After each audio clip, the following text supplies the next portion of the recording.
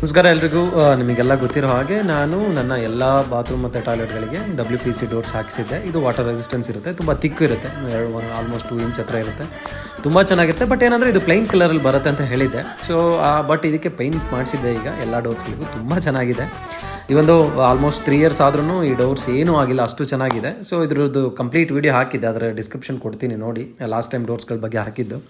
So ಈಗ paint ಮಾಡಿಸಿದ್ದು ತುಂಬ ಚೆನ್ನಾಗಿದೆ, ಹಾಗಾಗಿ ನಿಮಗೆಲ್ಲ ತೋರಿಸೋಣ ಅಂತ ಏನೋ ಕ್ಯಾಪ್ಚರ್ ಮಾಡಿದ್ದೀನಿ. ತುಂಬ ಎಲ್ಲ ಡೋರ್ಗೂ ಪೇಂಟ್ ಮಾಡಿದೆ, ಅದ್ಭುತವಾಗಿದೆ.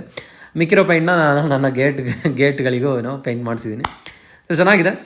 ಸೊ ನನ್ನ ಕಂಪ್ಲೀಟ್ ವೀಡಿಯೋನು ನೋಡಿ ಡೋರ್ಸ್ಗಳ ಬಗ್ಗೆ ಏನೋ ಪರ್ಚೇಸ್ ಮಾಡುವಾಗ ಏನೇನು ನೆನ್ಪಿಟ್ಕೊಳ್ಬೇಕು ಅಂತ ಯೂಸ್ಫುಲ್ ಇರುತ್ತೆ. Thank you.